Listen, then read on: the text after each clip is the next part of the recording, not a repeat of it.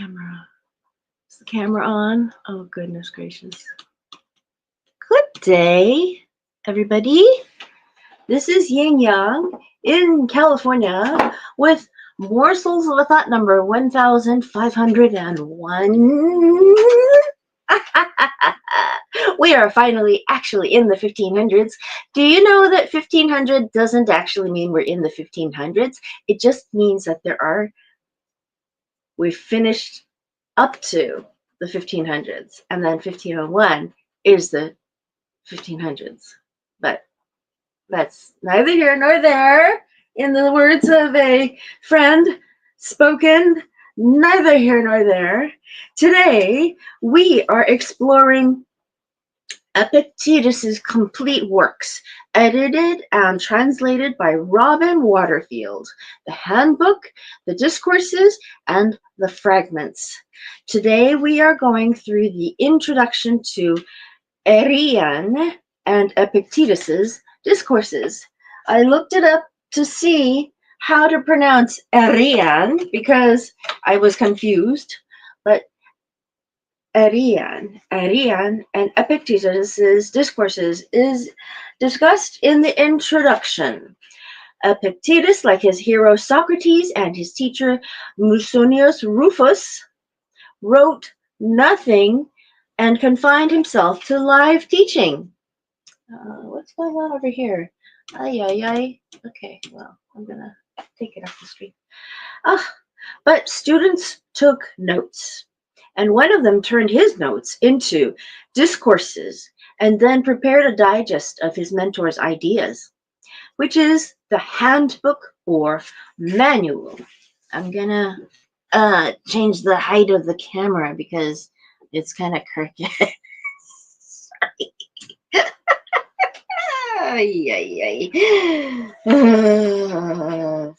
This is where I go. Anyway, this student's name was Lucius Flavius Arrianus, or Arrian to us, and he is also famous for other books, including what is widely regarded as the most authoritative account of the Eastern conquests of Alexander the Great. Arrian considered himself a second Xenophon. Not only did he call his Alexander book the Anabasis of Alexander, Alexander's Eastern expedition, in homage to Xenophon's most famous historical work, the Anabasis of Cyrus, but he also wrote a supplement, quote, end quote, to Xenophon's treatise on hunting, and, like Xenophon, wrote a book on cavalry command, a book. In writing up Epictetus's lectures, he was performing the same service as Xenophon in his Memoirs of Socrates, Memorabilia. Later writers sometimes refer to discourses as Memorabilia. Got to look at that book, On Cavalry Command by Xenophon someday. We may. We have 4 books of discourses, but we know that originally there were more. Other writers, including Marcus Aurelius, preserve a few fragments from the missing books, and a Byzantine encyclopedist tells us there were originally 8 books. Moreover, the handbook, which is supposed to consist of extracts or summaries of entries in discourses, contains quite a few entries that correspond to nothing in the extant discourses. Simplicius of Sicilia, a Platonist scholar who wrote a commentary on the handbook in the 6th century, says, practically all the material in the handbook can be found in the same words at various points in Arrian's Discourses of Epictetus. On Epictetus's handbook, page 192. He does not seem to have had a copy of Discourses on hand as he was writing his commentary, so there may be some exaggeration in the same words, but he still corroborates the evidence that there was originally more to discourses. In the preface to Discourses, Arrian claimed that they are verbatim records of his master's voice. There is no reason to suspect him of being disingenuous. Stenography had been practiced in Rome since the 1st century BCE. Without stenography, the task would have been impossible. It is plain from the lectures that Epictetus's delivery could be rapid. Even if Arrian had checked his memory against that of his fellow students and even consulted Epictetus himself, it would have been impossible to get it all down, to recover to a satisfactory degree of accuracy what would originally have been more than 250,000 extemporized words. However, some of Epictetus's talks might already have been transcribed. See 2.17.30, creating a certain stock for Arrian to draw on. And a final reason for confidence that we are hearing Epictetus's voice is that the style of discourses is unique in Arrian's corpus. The rest of his works are written in literary Greek. He wrote in the dialect that Xenophon had used hundreds of years earlier, whereas Discourses is written in Koine, the supra-regional dialect of Greek that everyone spoke at the time. Nevertheless, Arrian must have introduced some differences. His main contributions were probably a bit of scene setting, e.g., the beginning of 2.4, 2.14, 3.9, the titles of the discourses, and the order of the discourses. He might have undertaken some amalgamation too. That is, if he found discourses delivered by Epictetus on different days but on the same topic, he might have put them together. There are some awkward transitions in the talks that could be explained in this way, e.g., 2.23.16, 4.6.25, and 3 of the discourses, and perhaps too long to have been delivered comfortably in a single session, 3.22, 3.24, 4.1, but otherwise he did not organize the material by topic. There is no overall plan to the order of the talks. However, the fact that each of the 4 books is about the same length suggests that Arrian might have arranged the discourses to reach this satisfying result. His playing around with the order makes no difference because, as any reader will quickly learn, Epictetus typically circles around the same topics, the central insights that I summarized at the start of this introduction and will develop subsequently. This is Robin Waterfield talking. The handbook. We know from Simplicius on Epictetus's handbook, page 192, that there was originally a letter prefacing the handbook, as there still is for discourses. Arrian addressed the letter to someone called Messallinus, and Messallinus, and in it he said that he had selected from Epictetus's talks the principal and most necessary elements of his thought, those that are most likely to move the souls of readers. If Arrian interfered a little in the discourses, then the same cannot be said for the handbook. As well as selecting what to include, he must have paraphrased, abridged, and rewritten much of the material. Although we are missing 4 books of the discourses, it is remarkable how little direct correspondence there is between the content of the handbook and the discourses. This again suggests that Arrian did more than just excerpt bits of the discourses. On some occasions, he may have lifted phrases and ideas from different discourses and put them together as a handbook entry. So, handbook, page 47, for instance, if it is not a report of a lost discourse, seems to consist of several snatches from discourses 3.12, but with elements of 3.14 and possibly 4.5. The philosophy of the handbook is Epictetus's, but the way it is told is due to Arrian. The handbook, then, is Arrian's distillation of the essence of Epictetus's teaching, with an emphasis on practice rather than theory. It is a handbook, quote unquote, in the sense that it contains reminders that Epictetus wanted his students to have, quote, at hand, end quote, a repeated phrase in both the handbook and discourses. In discourses, Epictetus often illustrates his point with anecdotes. Almost all of these were omitted from the handbook. Whereas the discourses were addressed to Epictetus's students, the handbook addresses the reader. So Arrian omitted the teacherly aspects of the discourses, especially those many occasions when Epictetus reprimands and criticizes his students. No one can deny that Arrian did a good job in composing the handbook. It serves its introductory purpose well, but it is thinner fare than discourses. The handbook became very popular. The usual way books were published in medieval times was that a customer approached a monastery to commission a scribe to make a copy of the book he wanted. We have almost 60 manuscripts of the handbook, with many more lost than surviving. The earliest of the survivors date from the 14th century, but they stand at the end of a long, invisible tradition demonstrating considerable demand for the work. You know something? I read somewhere one time, this is Yin Yang talking, that when the, uh, what was that machine they used to print books? When that was invented, a lot of people that were scribes committed suicide. This was in China, but I don't know if it happened in the West.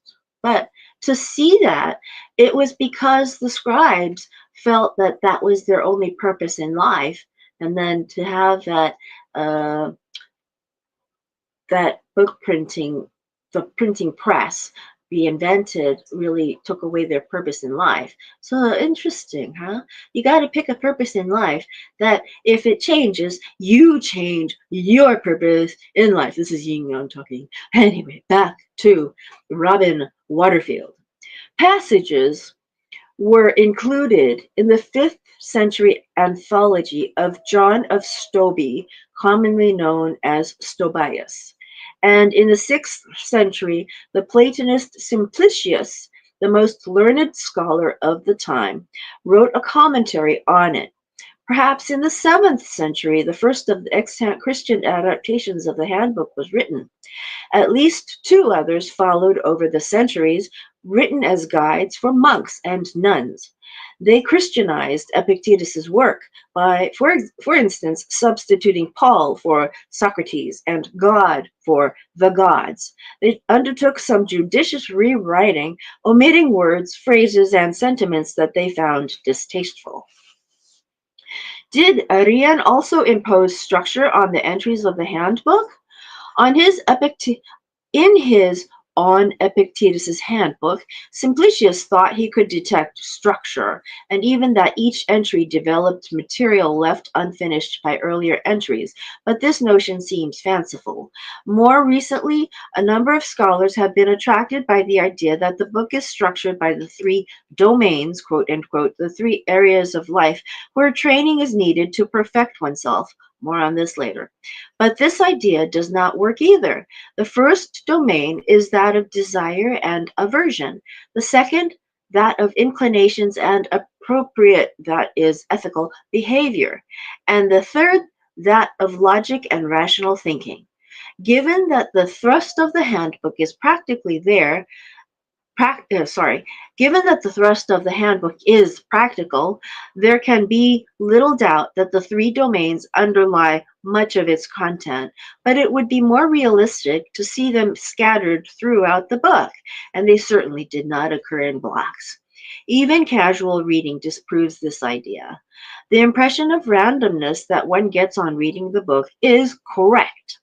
So there is no fine structure in the handbook, but it does have a beginning, a middle, and an end. The first 2 entries are I think it's programmatic, laying out the objectives and the means of attaining those objectives, and introducing and explaining the technical terms that are employed. Then almost Then almost all the rest of the entries illustrate the practical applications of this theoretical model. Themes are treated at random or in a kaleidoscopic fashion throughout the book, which the final entries 48a to 53, forming an epilogue covering the philosophical life and providing some essential maxims for students to remember as they set out to cope with the real world. Each entry makes its point clearly and simply, avoiding theoretical technicalities. If the handbook gives an overview of the practical work a would-be Stoic philosopher needed to undertake, it was probably written for both beginners and more advanced students. Beginners would glimpse the kind of work to which they would be committing themselves and the goals for which they would aim, and more advanced students, such as Arrian, would be reminded of what they should be doing. It could be read then either before or after discourses, since I think Arrian intended the primary audience to be beginners. See Handbook 1.4. Those who had heard of Epictetus and were curious about what he demanded of a student. I have placed it first in this book, that's what Waterfield says, before the discourses and the surviving fragments of the lost books. Epictetus's school. It is clear that the discourses constitute only a fraction of the teaching that went on in Epictetus's school in Nicopolis.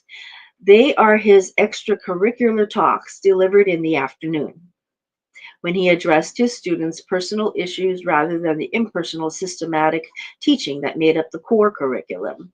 They were probably not a regular feature of the school, and the letter with which Arrian prefaced the discourses suggests that they were impromptu, as does the whole tenor of the talks. Nevertheless, there are hints in the discourses that allow us to discern the regular curriculum, at least in outline. The Stoics divided philosophy into three major fields: logic, physics, and ethics. Logic, physics, and ethics. Logic covered not only the rules of correct argumentation and thinking, but also grammar, linguistics, rhetorical theory, epistemology, and all the tools that might be needed to discover the truth of any matter. Physics was concerned with the nature of the world and the laws that govern it. Oh, I have to show you something very interesting. Um, Side note, the power of a woman. I'd be unstoppable if it wasn't for law enforcement and physics. Isn't this cute? I just needed to put that in. Oh, you're a panda. What are you going to do? Sit on me? Remember that from Kung Fu Panda? Anyway, I just thought I'd put that in. Both of them. Physics was concerned with the nature of the world and the laws that that's the villain. That's the villain in the Kung Fu Panda movie. Sorry, this is an aside. This is an aside. This is the villain, the white tiger or something. The animal that is the villain in the Kung Fu Panda movie. Anyway, you're a panda. What are you going to do? Sit on me? Physics was concerned with the nature of the world and the laws that govern it, and so it included ontology and theology, as well as what we would recognize as physics, astronomy, and cosmology. Ethics was concerned with how to achieve happiness, or the conditions for living a fulfilled and flourishing life as a human being. As a teacher of Stoicism, Epictetus taught all three subjects at his school. We'll read one more paragraph here for the time being. There are plenty of references to logic throughout the discourses. See index under argument. They show that Epictetus's students received a substantial grounding in the subject. He expected his students to understand and be proficient at definition and at syllogisms, formally valid arguments, and their analysis. They were to be familiar with various modes of argumentation, which Epictetus calls changing arguments, hypothetical arguments, and arguments that proceed by question and answer. And they studied various specific arguments, such as the master argument and other sophisms, where the point was to be able to spot invalid argumentation. As for epistemology, they would have examined human rationality to discover what its constituent parts are and how they're related and interconnected. 4.7.38. That is, they learned to distinguish knowledge and belief, what impressions are and how they affect the soul, and the mechanics of how we gain reliable knowledge of the world. And they would have come to know the elements of reason, what each of them is, how they fit together, and what their consequences are. 4.8.12.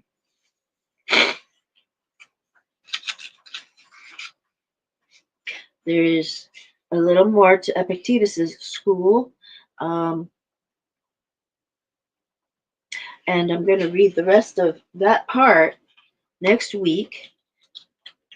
There is no such abundance of references when it comes to physics. Okay.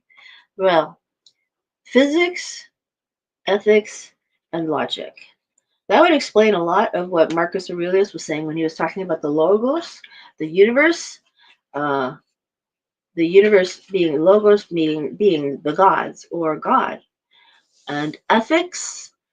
Here you go, ethics and physics, concerned with the nature of the world and the laws that govern it.